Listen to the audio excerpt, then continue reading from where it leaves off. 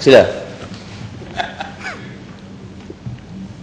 Terima kasih Tan Sri Datuk Speaker, terima kasih Lenggong.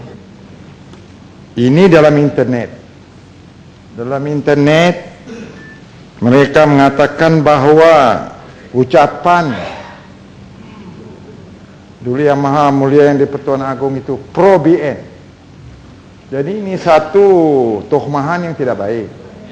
Bukan? Ini kita mau mungkin siapa mengeluarkan kenyataan minta maaf kepada Dewan. Kalau tidak kita usul untuk ambil tindakan. So kita tidak mau. Siapa yang buat kenyataan tersebut? Saya tidak tahu, dalam internet ada. Saya tak tahu, jangan tuduh. Siapa yang makan lada dia merasa pedasnya. Jangan tanya saya. Jadi saya cadangkan siapa saja yang menghina Duli Yang Maha Mulia Yang di-Pertuan Agong, kerana kita sebagai rakyat dalam negara ini mesti menghormati raja kita. Yang tak hormat mungkin boleh keluar dari negara kita. Terima kasih. Bahkan Zul Kumahati Penerus minta laluan. Terima kasih Lenggong. Rasa saya kita perlu serius melihat bagaimana rakyat biasa sudah tidak menghormati institusi raja kita. Contohnya apabila Yang Pertuan Agong membuat ucapan dalam Facebook, dan unlucky pula, saya bukan resis, yang membuat tidak tentu orang-orang Cina, remaja Cina, sehingga ada 4 orang hampir didakwa di mahkamah. Dan ini mungkin disebabkan kelonggaran undang-undang kita tidak ada, sedangkan raja-raja lain dunia dihormati, disembah oleh rakyatnya. Kalau Raja Thailand, Perdana Menteri dia pun nak menyembah, cium kaki. Tapi kita di sini terlalu bebas kuno, sebab kita perlu ada kebebasan bersuara.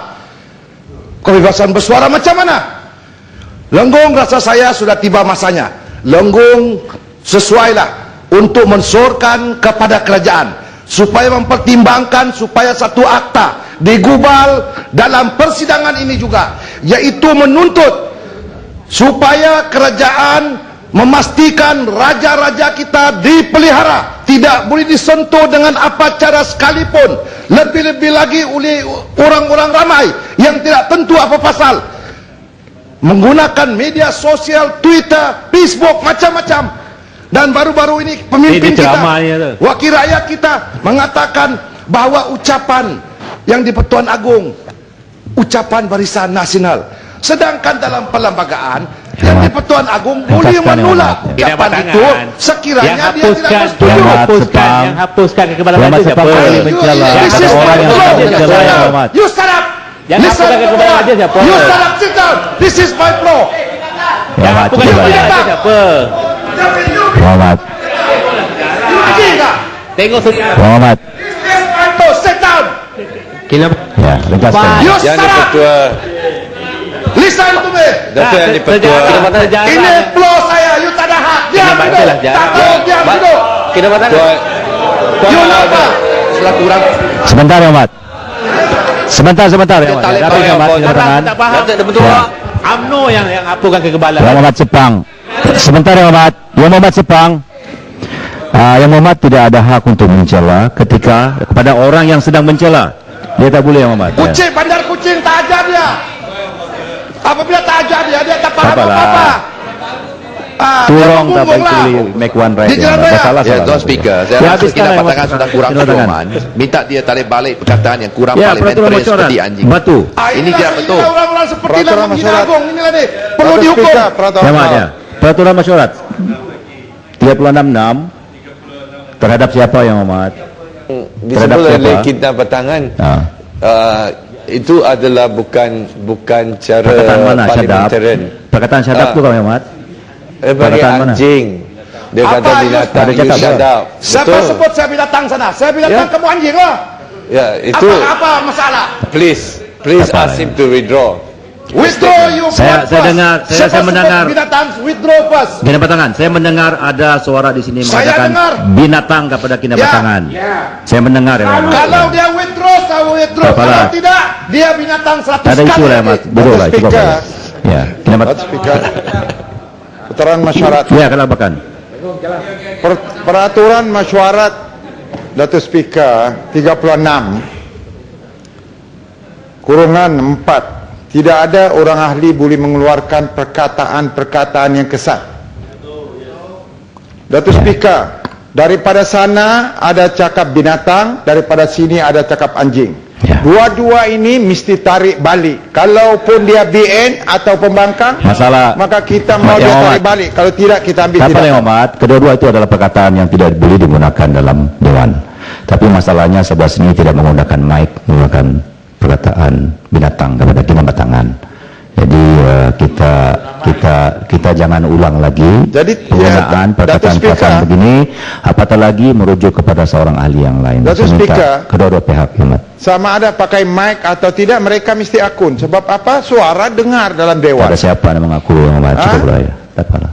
Jadi kalau begitu, kalau Langgung. sekiranya di sana tidak mengakui, jadi apa macam kita ambil tindakan? Saya katakan terhadap bahwa Kinabatangan? kedua-dua perkataan itu tidak boleh digunakan dalam Dewan. Itu kenyataan saya, dan saya minta ianya tidak disebut lagi, apatah lagi untuk merujuk kepada mana-mana ahli yang lain.